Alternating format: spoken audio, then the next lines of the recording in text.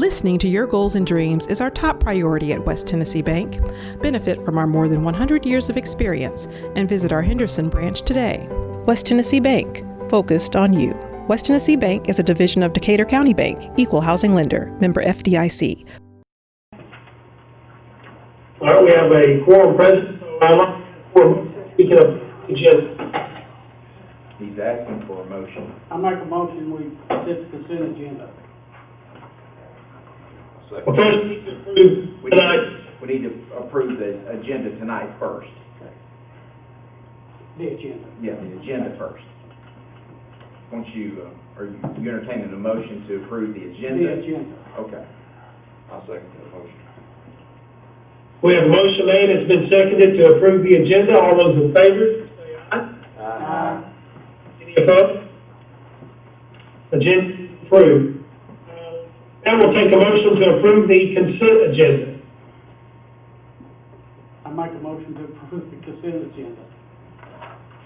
Second. Okay, motion made, seconded to approve the consent agenda items on there. Any discussion? If no discussion, all those in favor, say aye. Aye. Any opposed? So moved. All right, the first item on the agenda tonight is the election of a board chairman, vice chairman, and TLN representative. We have the circumstance tonight where our incoming chairman and vice chairman are not here, so I was asked to meeting and basically proceed the election of these three positions for the coming year on the Chester Board of Education. So at this time, we will open nominations for the Chester County Board of Education chair for the coming year. Mr. Chairman, He's not yet chair. he is acting. Oh, he's acting chair. He's acting chair. I nominate Shane Connor to be our chairman. I'll second. Okay, we have nomination of Shane. Is there any other nominations?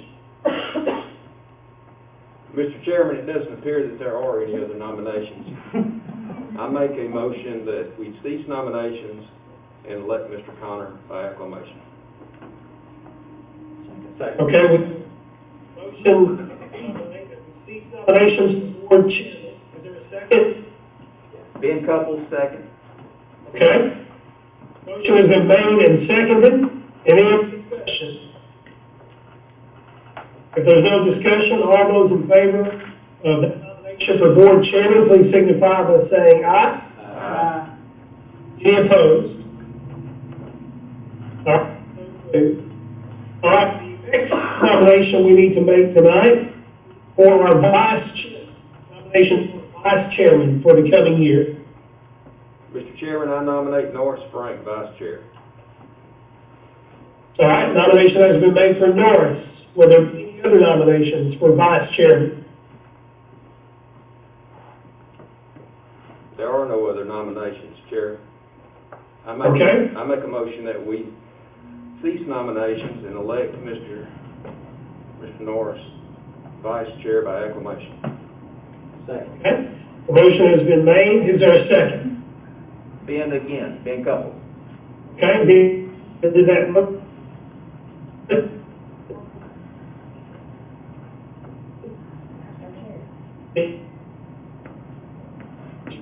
All, yeah.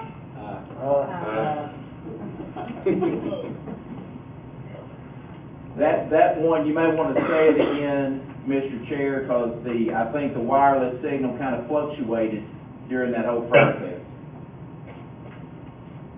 Okay, well, for clarification, mention again that the nomination made and that nomination ceased for vice chairman. Norris Frank, it has been seconded by Ben Couples. All those in favor of Norris serving as vice chairman, without saying aye. Aye. Any opposed? So moved. So Norris Frank, vice chairman. Final position we elect each year is a TLN representative. That stands for the Tennessee Legislative Network Representative. This position serves to be a communication between and our state senator and state representative of legislation that concerns our school system. And at this time, I'll ask for a nomination for someone to serve as the TLN representative here. Mr. Chairman, I nominate Becky Hutcherson.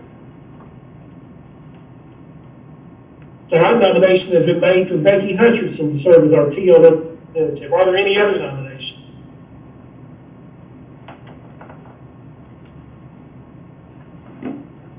If there are no other nominations, do I have a second for Becky to serve as our TLN representative? Second. Being Okay, motion made and seconded for Becky Hutcherson to serve as our TLN representative for this coming year. Is there any other discussion? All those in favor of that, please signify by saying aye. Aye. Any opposed? So moved. Becky Hutcherson serves. Our chairman for the coming year is myself. I appreciate your consideration for that and your trust in that position. Norris Frank, vice chairman, and Becky is our TLN representative. We'll move on to our next item on the agenda, which is delegation. Mr. Kilser, do we have any delegations tonight in the room? Mr. Chair, I've had no one address me this past week, requesting to be a delegate before the board. Okay, then we'll move on to celebrations and recognition, and for that, I'll turn that over to you. Well, I just want to start off first, which has already been said a couple of times, but it doesn't mind repeating a third time. We welcome the new board members. This is probably the first time in a long time that this many new board members have made up this dynamic of a group. And I know that from my experience with all three of you over the course of these last few weeks, I look forward to the work. I know our district will benefit with your service. And with the new leadership that we have here, I don't see Chester County Schools missing a step. So I appreciate the work that you will do and the dedication to the task in front of you for the sake of our children. So moving on then, so I was waiting for some crowd cheers, but since that's not happening, I tell you what, success is short-lived in Chester County, buddy. It's what you did last minute. That's the last of the shiny penny compliments, so it's down to the work. The recognition, though, that I've been saving for the last couple of months, looking for the best opportunity to share, is Ms. Teresa Krause, who serves as our new ag teacher at the high school. For the last several years, and from your board packet, she has been teaching greenhouse management since 2017-18. I checked your records just to make sure that sounded right. So she has always had a passion for that. Even in her biology classroom, she has maintained plants, hydroponics, really novel things for the kids to be exposed to that has really piqued their interest. And then for the last 3 years, she's had a number of kids really involving greenhouse management, which, again, we'll have some discussion from Ms. Teresa here tonight. This past spring into the summer, with the time that was afforded, she went ahead and did what she had to do to be certified to teach the ag classes. And with the transition of moving to more student interest, plus the opportunity that we have next to the garden shed with our coordinated school health, I couldn't get it out, and family resource center, that has been a great resource for our students to really invest with a close proximity to school. We've had good partnerships with Four Seasons, to do some really nice landscaping work between the high school and the shed. There's been a lot of work done by our district staff to get that setting in a really good shape. This past, Friday, sold mums at a pretty good rate of purchase. They sold 51 mums over the course of the day, which was, reminds me of the years past when previous ag teachers were really engaged in reaching out and serving the community with things that they know they would buy. It really builds the students' interest in not only being able to plant something and seeing it grow or supporting life in those ways, but seeing that there's a market to it also that our community benefits from. So I'm not going to speak anything more. Ms. Teresa is going to be here with a student, and she's going to share some of the specifics that she has been doing and will do this year. So, come on ahead.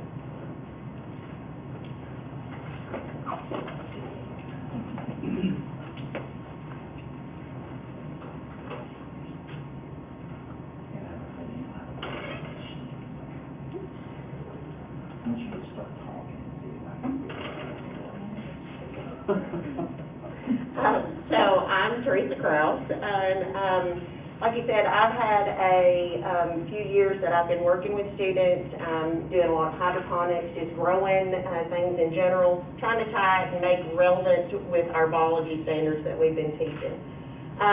So I was approached, I think, a couple of years ago from Ms. Heather Griffin and asked about the shed and the use of the shed. So we decided to go forward with that, and we've kind of made it to where we are today. We've done a lot of work with it. I did make a slideshow of just pictures showing what kids have been doing, because I know that's what you're interested in.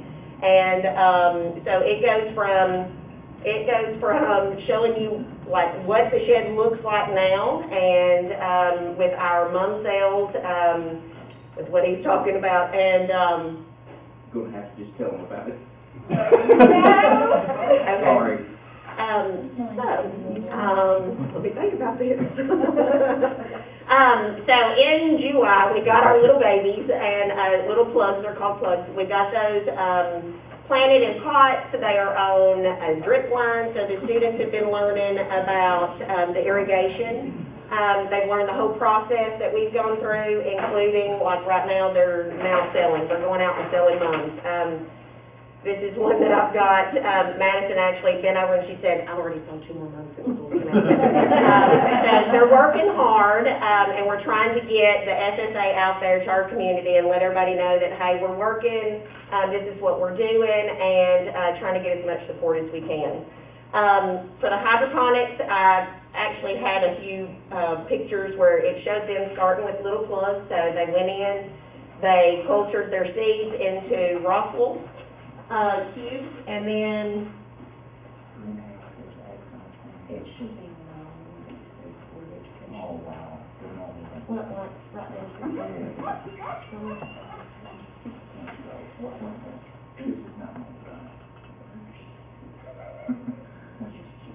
okay. So then they learned about the different types of media and how to use different things in hydroponics so we don't use soil. They learned about expandable clay pellets and the purpose. They're actually learning how to test pH. So I can bring the chemistry into it. They know pH, they know macronutrients, so they test for ppm. We record all this information, so they're monitoring it every single, I shouldn't say every day, about every other day they're monitoring those things just to make sure that things are going like they're supposed to. Then we started learning how are we going to correct those problems if we start to see problems in our systems. And so at this point, they're not in their systems yet, but our systems are running so that we can make sure that they're running correctly. We have NFT systems. So they've learned about different types of hydroponics. They've learned a little bit about aquaponics at this point, which is growing plants with fish. So then they start learning the symbiotic relationship and what the purpose is, and how one will actually clean the others and one feeds the other. So it kind of starts making sense to them.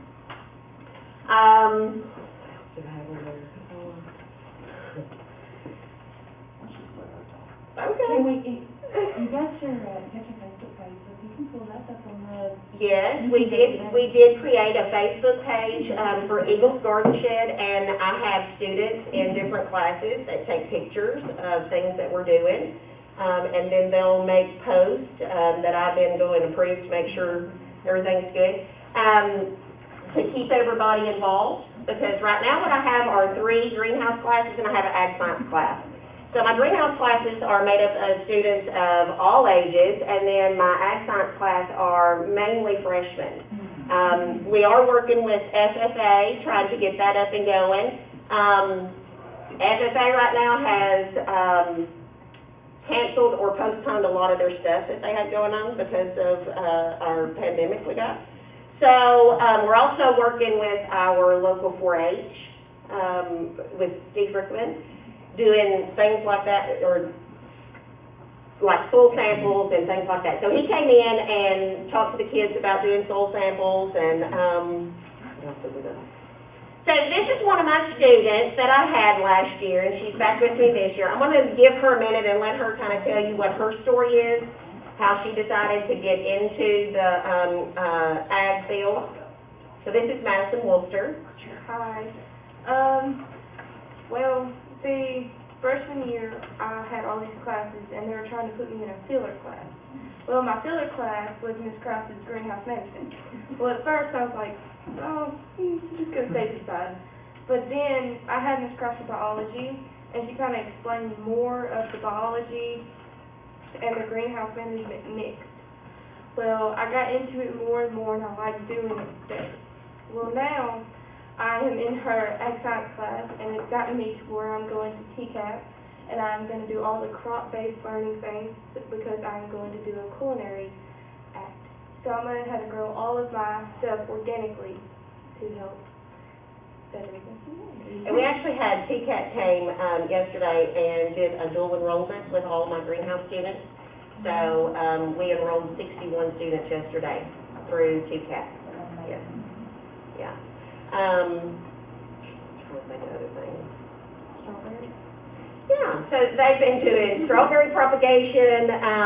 So they can actually see biology in action. They can put their hands on it, they can see that, they make that connection between it, and it really does amaze me how much they did learn in the process of all this and how many questions they can answer.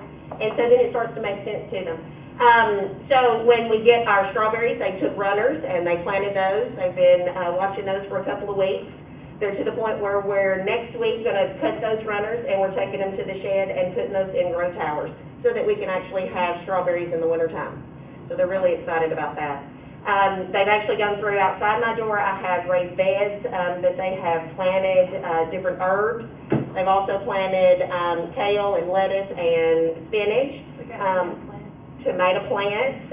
They've actually planted from seed zinnias and marigolds to place throughout the garden so that it can help with fighting off the insects, so they learned that whole aspect.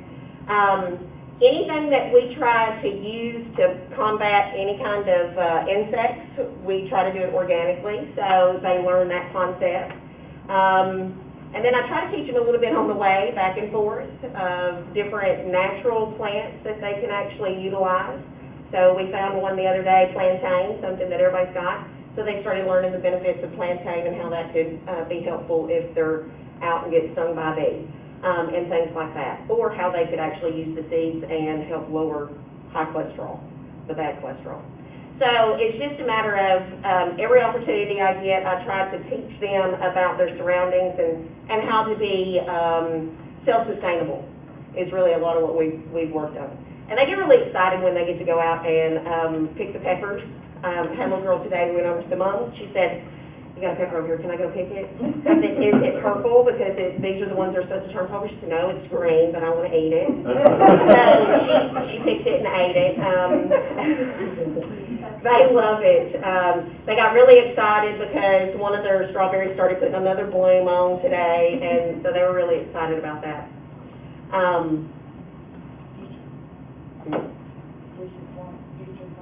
Oh, yeah. So, in this path, because what I'm on right now is a Horticulture Path, so they'll start out in Ag Science, which they get a science credit for. It's one of the 3 that's required by the state. And then they'll go into Principles of Plant Science and Agriculture, and then there is a greenhouse class. My goal is, within the next year, to actually get a greenhouse.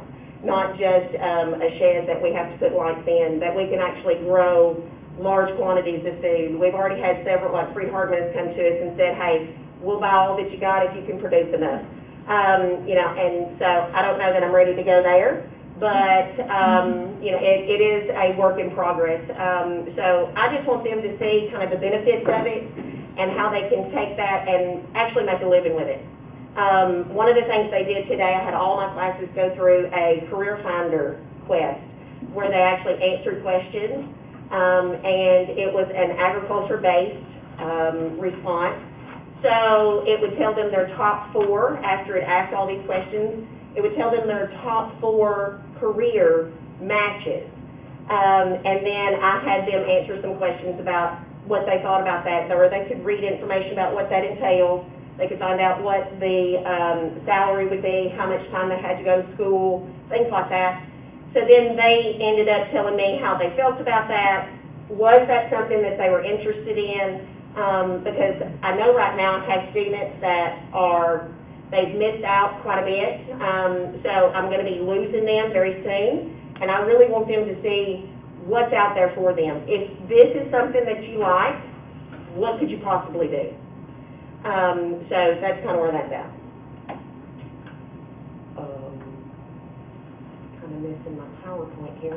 Anybody have any questions for Teresa? If I have a question. any of y'all want love, y'all can come to me and buy them. Remember, this is Madison Woolster.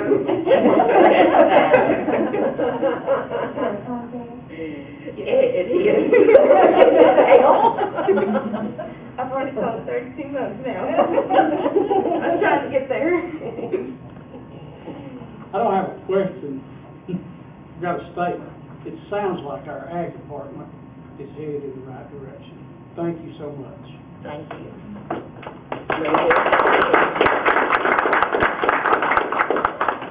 Any other questions or comments? Teresa's been a vital role at Chester County High School for several years. She started as a paraprofessional and moved into... At Jack's Creek. Well, but you did serve with Etta Johnson and filled in when she was out sick with cancer, and then just stepped right in the role and hasn't missed a lick. And I didn't want to go to the high school. I wouldn't do it any other way. You're right, you're right. I'm glad you did. But thank you, Teresa. Thank you. Yes.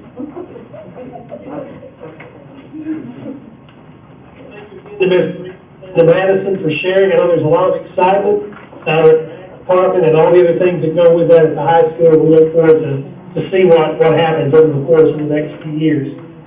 On our agenda, as we move forward tonight, the next item we have is a recommendation for an adjustment to our board policy 5.119. This is a revisit to our critical infrastructure improvement designations that we've discussed the last couple of meetings.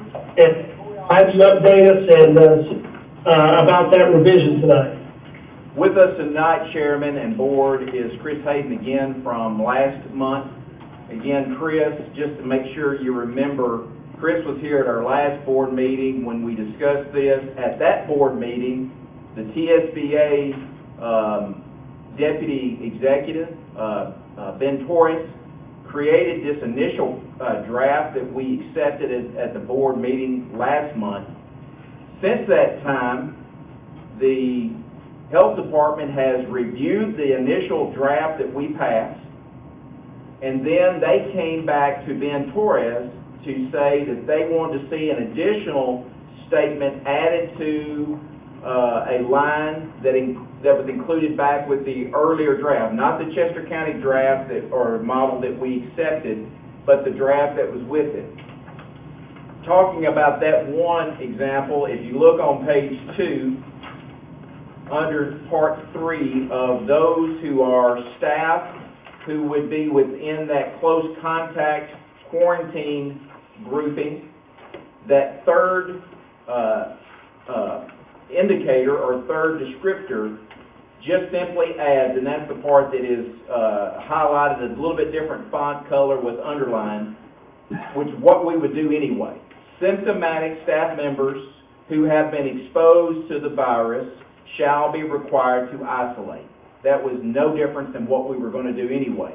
The only thing, if you remember, for the board members who were here back in July when we first introduced this, we are not in any form or fashion wanting to create a situation where sick people are required to come to work. What we are, though, is putting with this critical infrastructure for those employees that we consider essential, that their symptoms would be primary over their contacts secondary. And this stipulation, these 4 stipulations are what the TSBA, Ben Torres, had promoted that we accepted. That third section with that additional statement, that was something that was, I don't think it was a matter of discussion among Thomas Leach, myself, and others that I've talked to. The question that we had that came up that made me want to come back and revisit it one more time, since we have 3 new board members too, so it's, want to get your feedback, was that with the 4th section.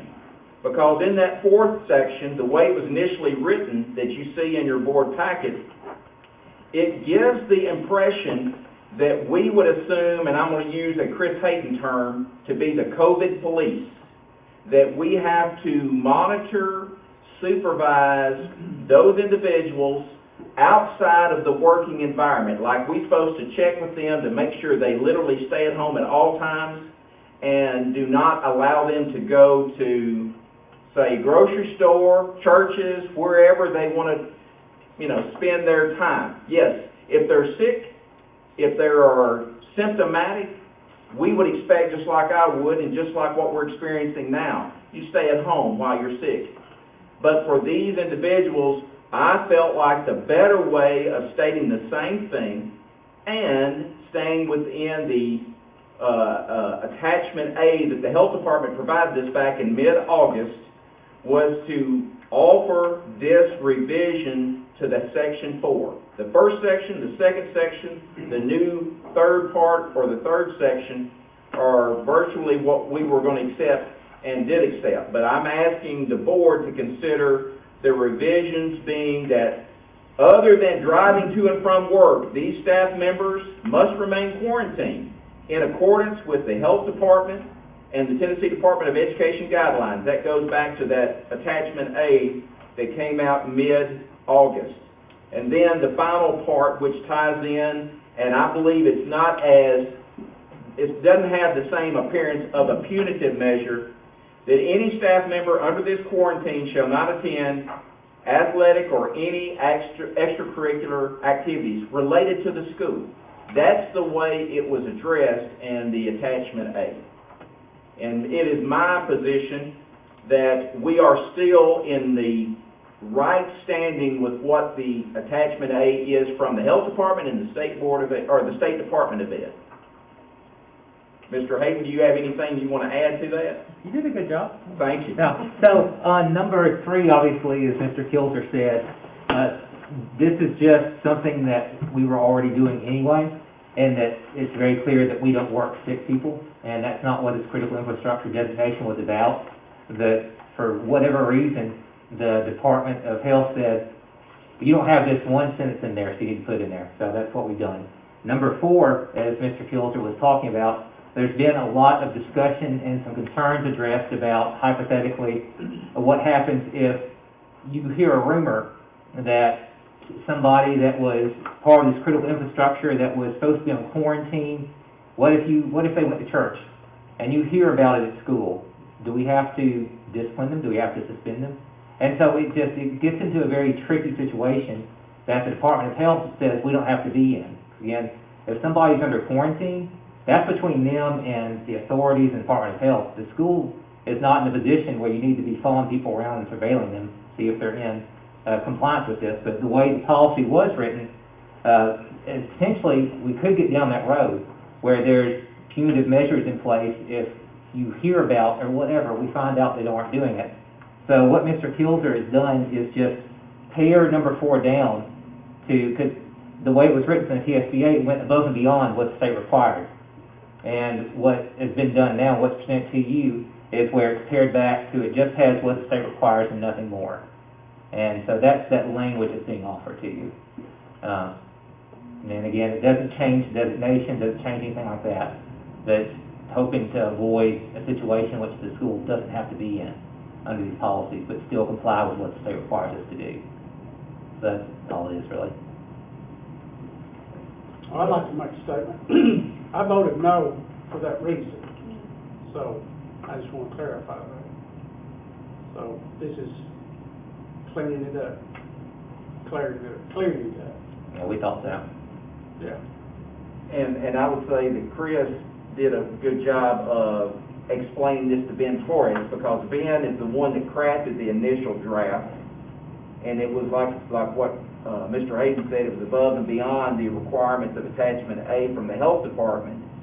So in his explanation, Ben did reply back that he understood the position that we were taking, and I don't know if he endorsed it, but he understood the position that we were in. So it's not, again, we are not going, what I believe, contrary to where we are within the same guidelines of that attachment A from the health department and the Department of Education. Still safe there. And again, if the Department of Health doesn't like it, they'll kick it back and say, okay, you need to change this, just like they did with number 3, where they said add the sentence. And so they don't like it, they can kick it back. But I don't really see any problem, because again, right now with number 4, with your proposal, it tracks what the state says we have to do. And so I don't see how anybody has a problem with that on the state level. I've got one more question. Under where it says staff identified as exposed to COVID-19, says staff members who have been designated as CI who are exposed to COVID-19 may continue to work after they submit to a test for the virus. My question is, how long does it take to get the test back now? Thomas, do you want to speak to I that? can address that. You know, a quick test, which can be done at the health department, 24 hours. The regular test at the physician's office could take as much as 3 to 4 days. I don't know of anything that has gone past that, but yeah, it could be up to 3 days anywhere else. But the quick test over at the health department, you just call, they'll come out to your car, and you can have those results the next day. Okay, thanks.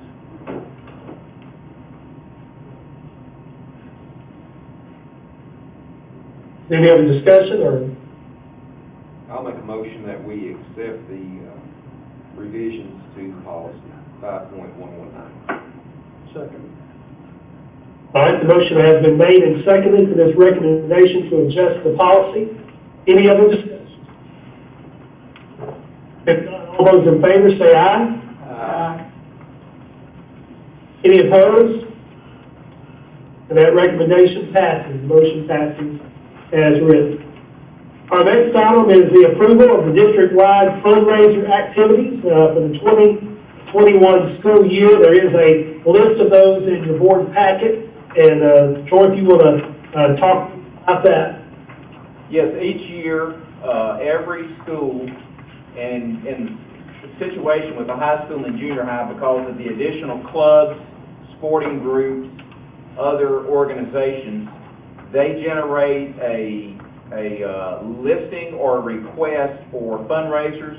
Fundraisers based on board policy have to pass the approval of the building principal first, then they come to me second.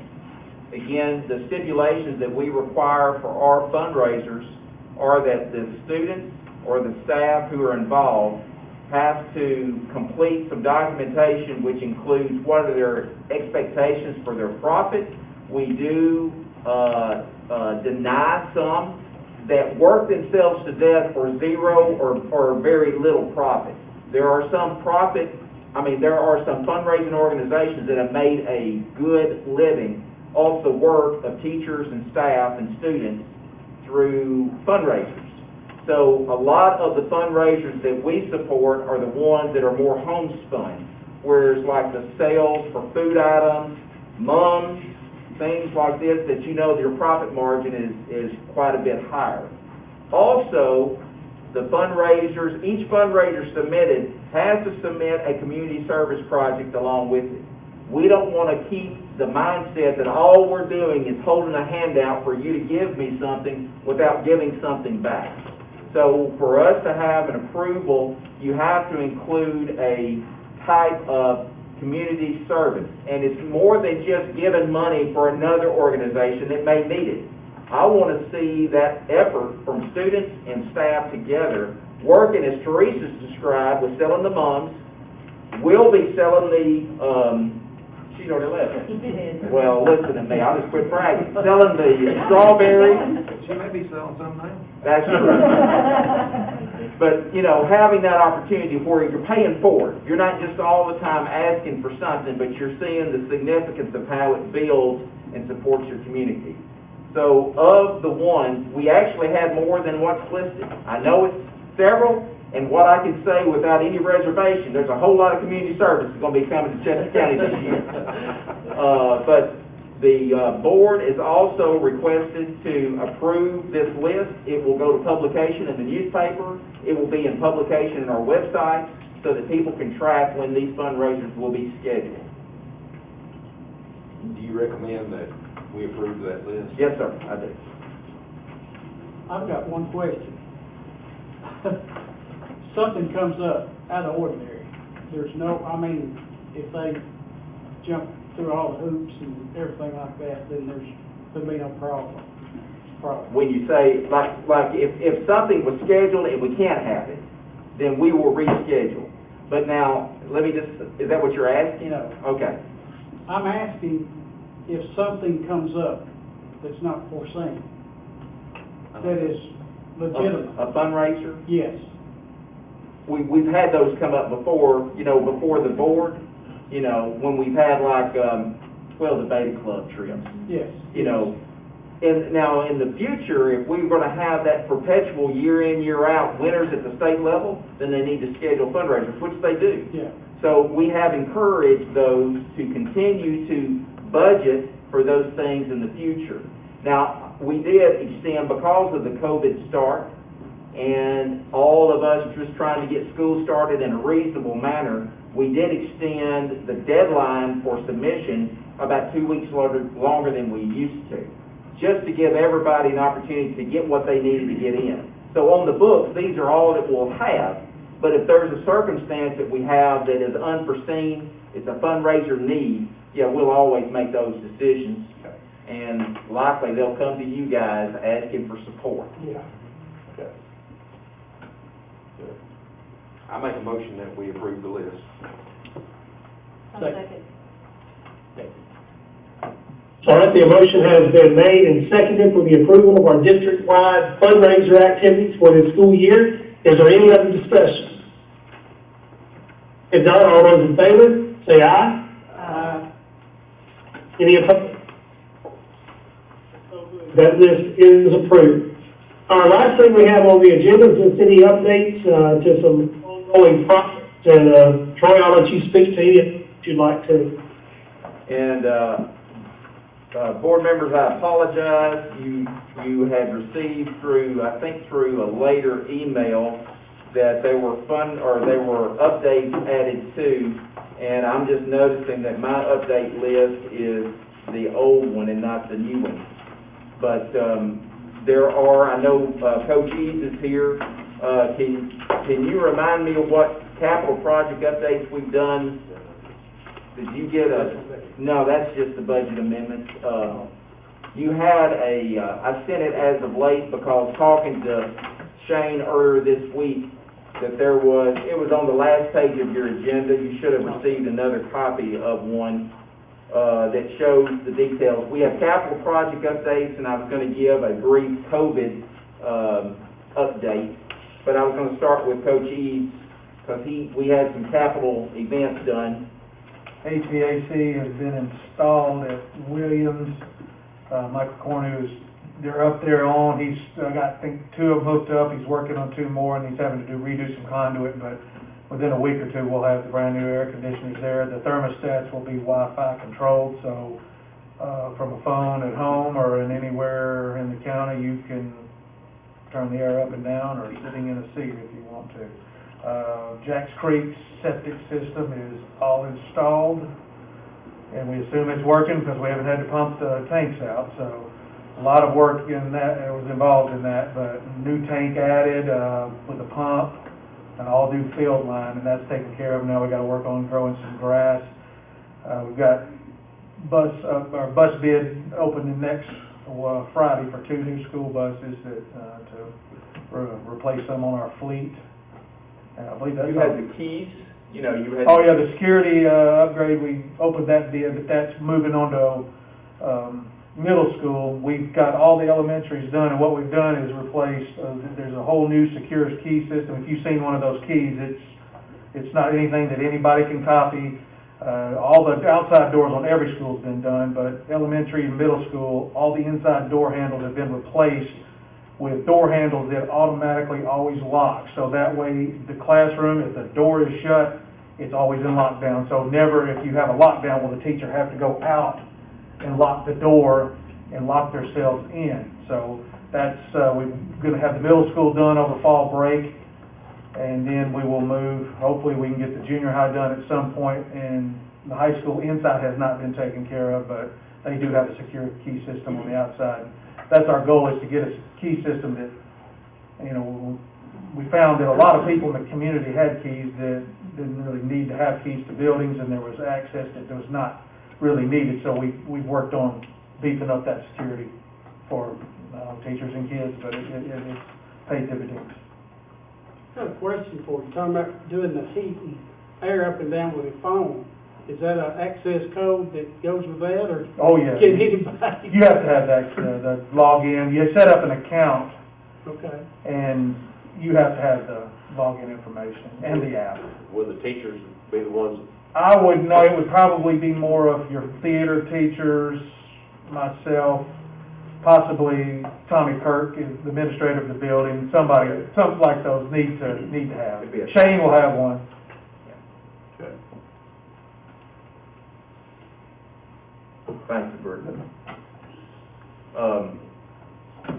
Going to give just a brief update if anybody's got any questions about the COVID numbers. Again, since since September the 4th, Chester County Schools have had no active cases in our school district. We had I think we had 5 on that Friday the 4th, and our school nurses, again, we get information from our Department of Health locally, and our school nurses are the ones responsible for retrieving seating charts in both the classroom, cafeteria, any group gathering, buses, and they begin to contact trace those families to inform them, not that they're sick, but they do have to go into quarantine for 14 days.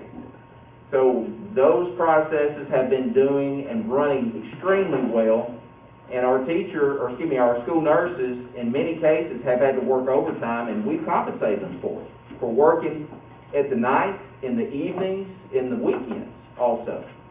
But this past work week, we were seeing increases in our daily count that was not coming from our school system, which I was initially thinking that there was mistakes where either it was attributed to a different age group or a different county altogether, because the state reporting changed that week, and they began to clean up some of their numbers to not list just a recovered only, but it was a different setup that looked like it minimized some of the actual cases that were in the state, not necessarily just in Chester, but in the state itself. In Chester, we noticed a smaller size. But what we realized, it took about a week to get some confirmation from the health department, both in the local setting with the executive director, her name is Emily Rushing, and then those that are the regional director and also the regional epidemiologist. One thing that I did not realize is that when they list our school districts on the educational resource side on the health department, when they actually post anybody that's school age from 5 to 18, that's for any student, whether they go to Chester County schools or not. If they live in Chester County, they're included in that list. So we have realized some increases in the COVID count, but they've not been Chester County students. It took a few days to get confirmation, but it came for the first time yesterday. So I reported out, again, I don't know if you get my remind message that I send out daily, sometimes afternoon, sometimes the evening, depending on when the time permits. But I want to keep our staff, our students, our stakeholders informed that our students, our teachers, our support staff are doing a fantastic job of mitigating this at the school level. I'm getting report after report, and I know it gets tiring to wear these masks and keep having to pull them up. But our students probably are doing a better job than our staff is with maintaining good social distance or keeping the mask high. There has been a recent student from another district, from another county, who has caused several in our school district to be quarantined. But that does not mean our kids in quarantine are sick. It just means that they have been in close contact with somebody who is confirmed. And it's just a matter of trying to keep the opportunity for a spread of that virus from happening.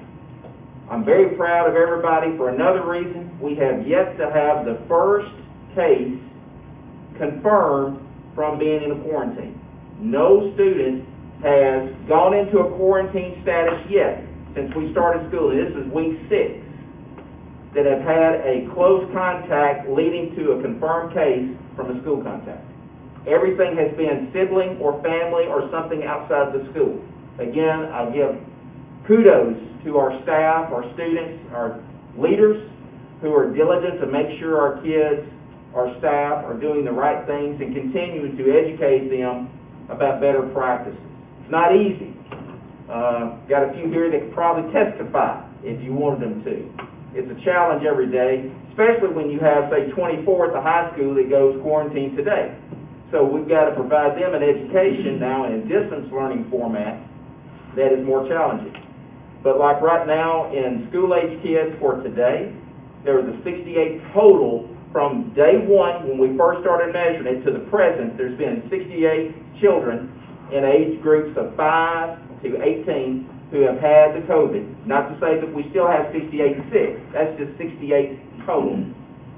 We've had 2 new ones that are not of Chester County School students, but 2 that live in the county that are. And our active case today went from, yesterday the active case was 18, but I guess 6 of them were coming off because they had extended their time for their quarantine. Today we have 12 active.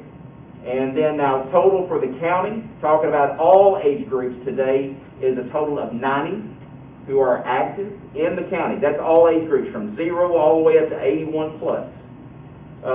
And our percentage, I consider that extremely low. So for the school-age kids compared to the total group, it's about 13%. So it's a real low percentage. Of all the 90 cases, only 13% are school-age. And 0 are attending any of the Chester County schools right now.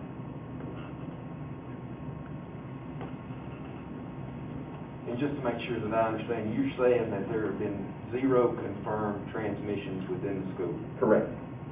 All the contacts that we have been made aware of through the health department have been family, siblings, all outside the school. We have had no contacts. It's been household contacts or some other related contact. Yes, sir. I got a question for Clay. The high school kids required to wear the mask all day except when they eat, correct? Or unless they're socially distanced, yes. Okay. And maybe I'm asking something that can't be done. Is there any time during the school day, whether it's in the gym or whatever, to give those kids a little break, to pull those masks off and stay 6 feet apart? Well, a lot of our, well, I say a lot, some of our classrooms lend themselves to that. Like I was in a class today, a biology lab that's a lot larger in size. Yeah. And if the class size is smaller, our teachers can structure their seating to where they're more than 6 feet apart, so they are allowed. Okay. Some of our teachers have a safe space, they call them, where they have an area where a kid needs to go. Maybe it's marked off with tape. They go and take a break, do something. So yes, we have, throughout the day, there's opportunities for our kids. Like if a kid leaves the classroom and during class time come to the office, nobody's in the hallway, they can pull their mask down because they're in social distance. You know, so there's times throughout the day when that does happen. Yes. Good. Let me say something else. I was on a conference call with about 18 other school districts, all in the Southwest Tennessee region. We're the only one right now that are committed to go to school 5 days a week. A lot of the others are wanting to go there, but they just can't sense the opportunity. They just don't trust that their staff and their students can cope with going every day. it is essential, truly. When we say critical infrastructure, our learning environments are essential for our students to stay successful, to stay where they need to be and grow in that. And to say opportunities like in the case of Teresa, if she was only seeing her kids every other day or every 2 days every work week, how ineffective our kids would be toward where they are today. I mean, it's at all grade levels, lower grades as well as upper grades. I've had more folks in the last few weeks wanting to get back into the physical setting and let go of the virtual setting. Had 2 today, in fact. So they're seeing the benefit of being in that physical setting, learning from the teachers as intended, and they're gaining confidence that we are not just going through the motion and thinking this is nothing. It's a contagious disease. I mean, it can transmit very easy. So we're taking it serious. I hope that we continue to do so. We've got about 2 weeks before we go into a fall break, with expectations that our kids and staff and students will do the right thing to make sure that they can go back to school after fall break and not go into a setting of quarantine or others, or isolation. I'd like to make a statement to the paper. I know this is stressful for the administration, the teachers, our staff, and everything, but I want them to know how much the school board appreciates it. Really, because I know it's stressful, very stressful.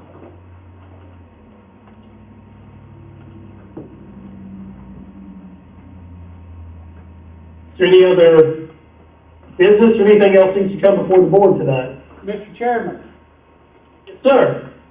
I would like to ask that we put on the agenda for our next meeting, reviewing our director's contract. Okay. If our board secretary will please note for the minutes that we place that on the October meeting agenda. Thank you. Okay. Anything? I'd like to close with a reminder of the upcoming events. One is a celebration of service for our 3 exiting board members. That'll be Monday night at the high school cafeteria. We'll start first in the new room in front. Depending on the crowd, we expect about 60 to maybe 80 some odd to be there. It's going to be an opportunity to celebrate with those 3 gentlemen for their long service. I've got confirmation that Ralph Mays will be in attendance to represent Kathy Mays. John and Sherry will be present. I've asked both of them, Ralph in representing Kathy, and either John or Sherry, more likely to be John, that will speak about the service of the gentlemen. And then we'll have just a good time of fellowship, good food with David Jackson serving, and our own cafeteria staff providing the drink and the desserts. So that starts at 6 o'clock. So we look forward to you being there. All right, also, we'd like to mention our next board meeting will be at the board office on Thursday, October 22nd, 2020. Can I hear a motion that we adjourn? I make the motion we adjourn. You got a second? Yep. Yes, sir. I got a second, all right? And all in favor, say aye. Aye. Meeting is adjourned. Thank you very much.